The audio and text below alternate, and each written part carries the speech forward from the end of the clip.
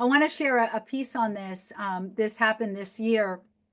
Is my They move very, very fast, but my bank account was hacked. And what Mm. they did is they didn't go into my primary account or my family. They went into my children's account. Oh, wow. It was very sophisticated. And from the children's account, they were moving money very, very fast because I have three kids. And I do periodically check and I'm like, okay, this doesn't make sense. So anyway, I called the fraud alert over at my bank, and Tara is our branch manager and she's known me for years. We're very close. And then, of course, they go into the auditing process.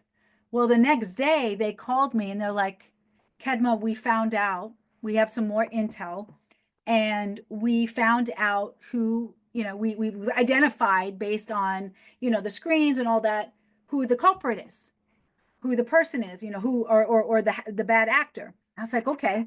And she's quietly saying it and she goes, she's on the phone with me and she goes, Kedma, it's your Calls husband. coming from inside the house. No, what It's is your it? husband. Yeah. She's like, it's your husband. I go, honey, it's not my husband. Okay. I've been married to that guy for 22 years. It's not my husband.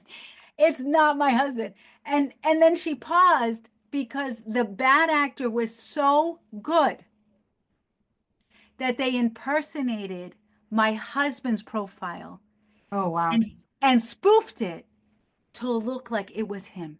Oh, wow. So even when they were going through and doing the audit, they thought that it was. Yes. And they said it was probably one of the most sophisticated scams. And then, of course, my mind went to, oh my God, I'm sure they're somewhere in the third world country. And they said, no, Kedma, they're actually based in Oregon. Wow. And I go, what?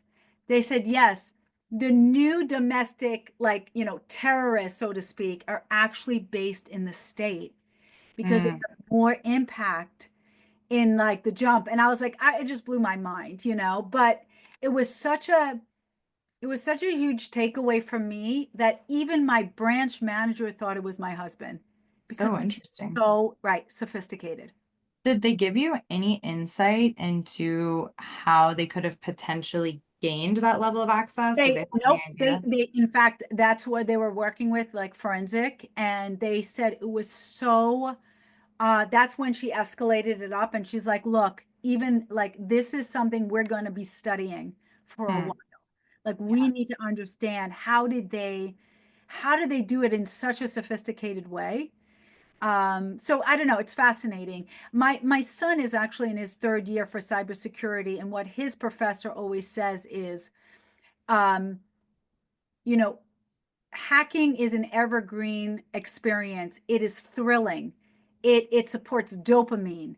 It gets people excited. Like forever and a day, there will always be hackers. And it's the joy of it. Like it's almost like an addictive thing. And Hmm. and I said, "Why?"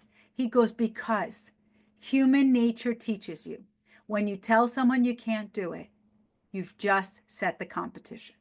Hmm. Smart.